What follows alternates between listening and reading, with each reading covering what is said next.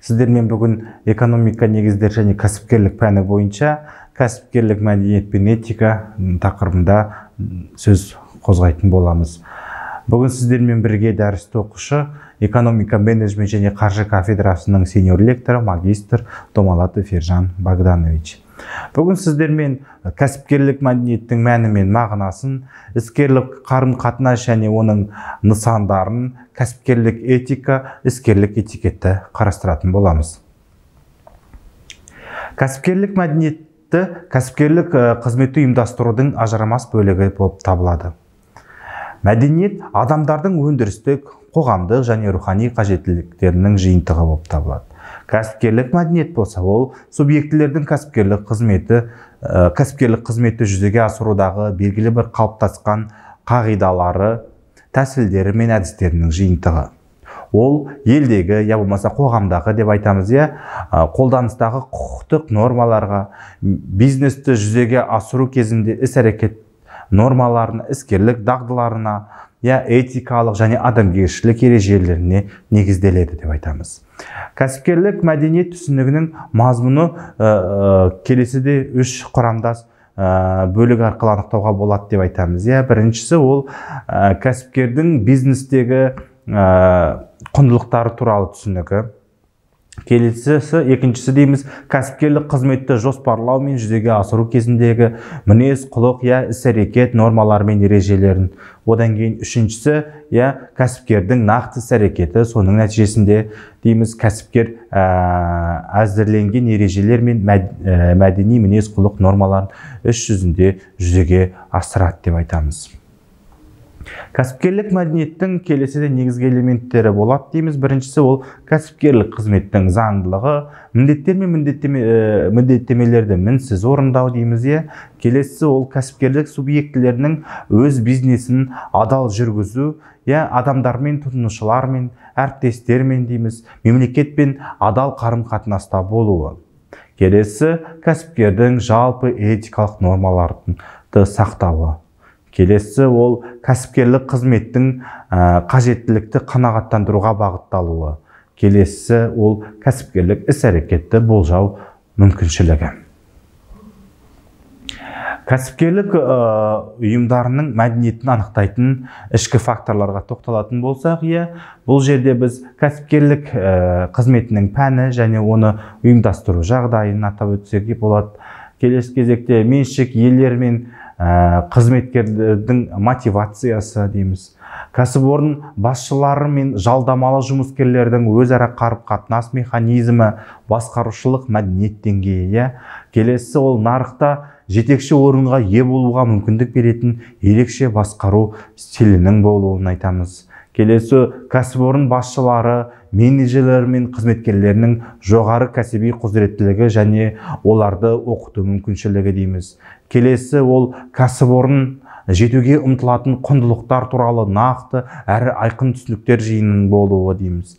Келесі кәсіпорын қызметінің жоғары тиімділікке бағытталуы және ұсынылатын тауарлар мен қызметтердің сапасының болуы дейміз. Келесі тұтынушыларға анық және сапалы қызмет көрсету, тұтынушылармен жақсы өзара қарым-қатынастарда болуы дейміз. Келесі қызметкерлердің ұйым мүдделеріне берік болуы, ұйымның көздеген мақсаттарға жету барысында дейміз, олардың өз рөлінің қаншалықты маңызды екендігі туралы ақпарат алуы. Келесі қажетті санитарлық, гигиеналық және қауіпсіз еңбек жағдайын жасау дейміз. Кәсіпкерлік мәдениеттің қалыптасуы мен дамуы келесідей екі жолмен жүзеге асырылады деп айтамыз. Біріншіден, алға қойылған мақсаттарға айтарлықтай нәтижелі жетуге мүмкіндік беретін мәдени дәстүрлерді қолдану арқылы өткен және қазіргі тәжірибені зерттеу негізінде табиғи жолмен жүзеге асырылады. Екіншіден, мінез құлық пен іс-әрекеттің белгілі бір кешендерін күштен енгізу арқылы мақсатты түрде қалыптастырылады дейміз. Келесі екінші сұраққа көшетін болсақ, кәсіпкерлік мәдениет, іскерлік қарым-қатынастарға көшетін болсақ дейміз.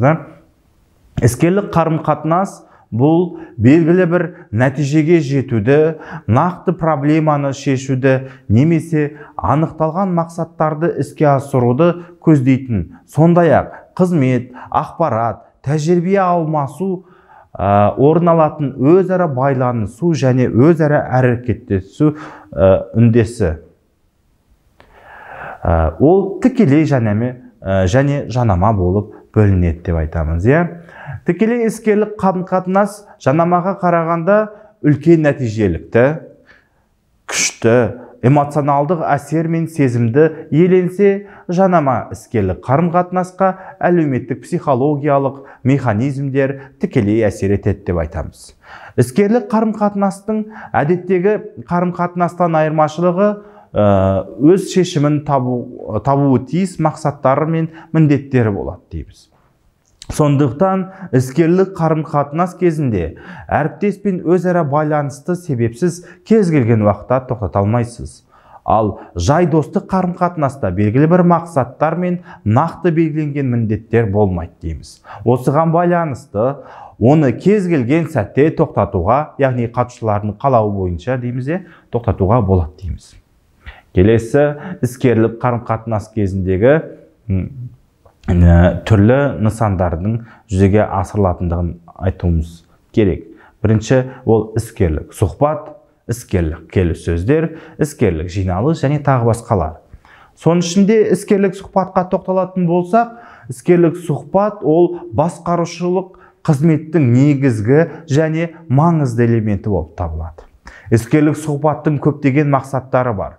Яғни іскерлік әріптестік қатынастарды немесе жеке өзара қарым-қатынасты орнату және дамыту, ақпарат алмасу дейміз. Өзекті мәселелерді шешу және оларды шешудің конструктивті тәсілдерін әзірлеу. Адамдарды іскерлік белсенділікке, өнімді еңбекке ынталандыру. Жедел және іскерлік ақпараттарды алу. Келіспеушілік жағдайларды шешу, ұжымдағы психологиялық климатты жақсарту болып табылады дейміз. Келесі ол іскерлік келіссөздер. Келіссөздер екі тараптың да сәйкес келетін немесе қарама-қарсы мүдделері болған жағдайдағы келісімге келісуге арналған адамдардың арасында өзара байланыс құралы дейміз. Келіссөздер негізінен өзара ой пікір алмасу кезінде дейміз. Екі тараптың да мүдделеріне жауап беретін келісімге келу және барлық қатысушылардың көңілінен шығатын нәтижелерге қол жеткізуге арналады. Олар ой пікір алмасудан қажетті сұрақ жауап беру және қаралатын мәселелер бойынша ескертулер мен дәлелдерден тұрады деп айтамыз. Келесі іскерлік мәжіліс. Бұл кезде басшының қызметінің ең жауапты түрлерінің бірі және бүкіл ұжымның жұмыс режимін ұйымдастыруға ықпал ететін маңызды факторлардың бірі болып табылады. Ол нақты тапсырмаларды орындаушыларға едәуір жедел жеткізу, тиімді түрде тәжірибе және пікір алмасу үшін, сондай-ақ шешім қабылдау үрдісін тездету және оларды негізделу деңгейін жоғарылату үшін қолданылады деп айтуға болады. Келесі сұрақ кәсіпкерлік этика және іскерлік этикет. Кәсіпкерлік этика ол кәсіпкердің мінез-құлық нормалары және оның жұмыс стилі мен заманауи мәдени қоғамның талаптарына сәйкестігі.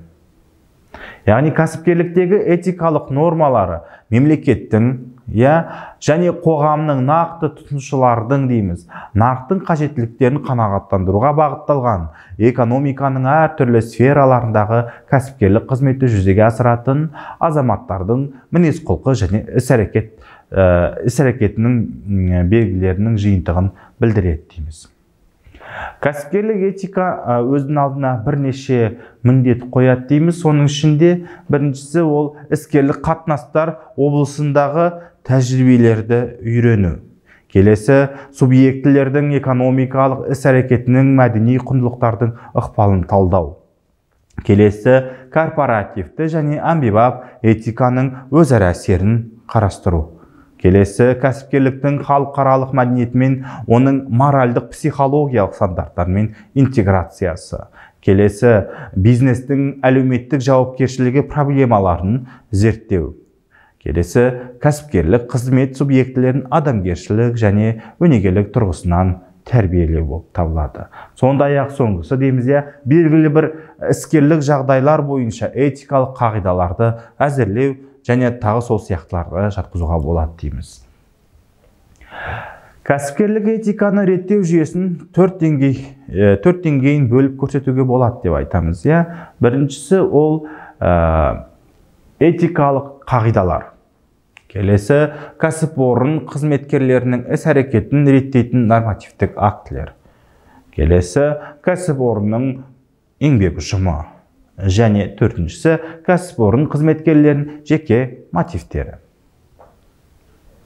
Іскерлік этикет мінез құлық іс-әрекет нормаларының кешені ретінде іскерлік қарым-қатынасқа қатысушыларды конструктивті нәтижеге бағыттайды.